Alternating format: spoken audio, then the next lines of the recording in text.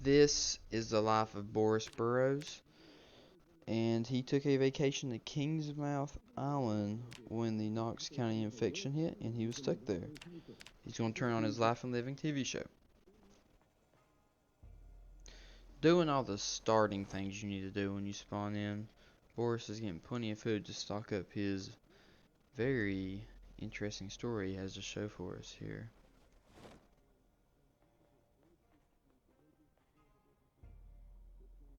While watching his Life and Living cooking show, Boris wonders if the Knox County infection has the so-called zombies on Kingsmouth Island, but he's already afraid from the dead body on the outside and scared to what's to come ahead. Leaving the house, I go to the woods, and in the corner of my eye, I see this big fenced out area. And after seeing this becomes my main focus on this map because this place looks big and cool. It looks like a prison, so I'm going to assume that this big old place is a prison with all the barbed wire fencing and all that. So I try finding where these fences end, and I do get disrupted by a little zombie here, but I handle her with ease. I do hear one on the other side of the fence, which throws me off because it sounds like he's behind me. But after a little bit of walking here, I do find the end of it, and it's just takes me to a lake.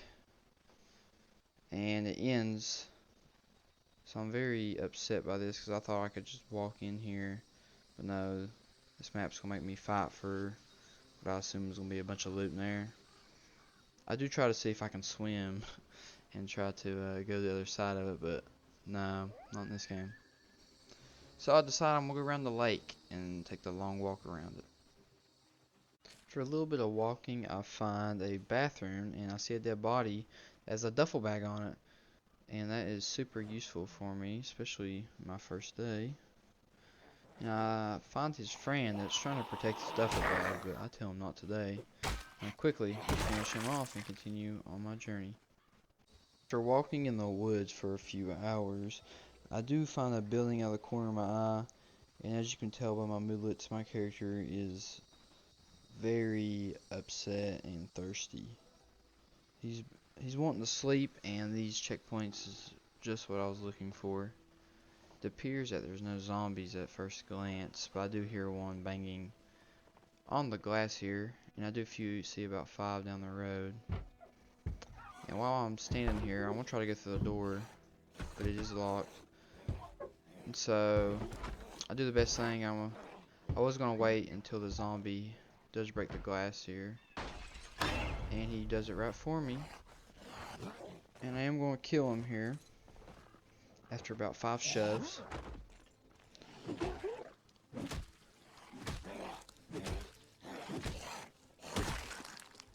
He does die. I do wear his holster and his bulletproof vest. But then I'm challenged with the obstacle of removing the broken glass. I have no weapons or tools on me that I can put in my left hand to remove it with. And then I come up with the idea, maybe I can use a pen. I actually did not know about it until I used it. So I do put it in my hand here, and you can remove glass with it.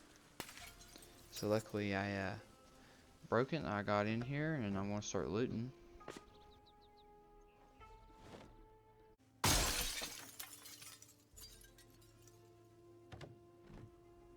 It does attract a zombie, but luckily she does not see me through the glass and walks by. I do freeze so she doesn't. Finding some safety goggles so my character will look stylish, and a hammer, which will help with my melee here. And the rest is just full of scissors, which I am not interested in currently. And I am dehydrated, so I'm going to try to eat some soup here so that I can get my moodlet to go down. I do get 4 thirst from it, so that does help out a little bit, not much.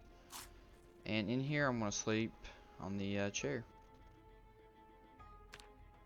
Going up the road, I finally found a home that can hopefully sedate my desire for thirst here.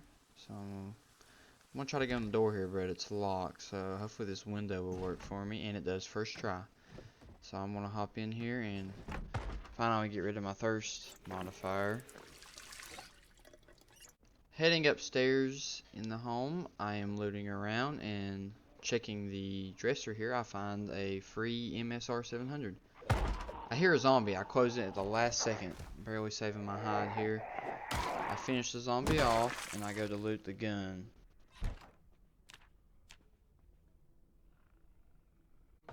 Looting the gun, I go downstairs to check out the racket that these zombies are making, and I see two coming up. So I decide to fight them on the stairs, and that proves to be my fatal flaw. I get bit, and as you see, I am bitten, and I am now slowly turning into one of them.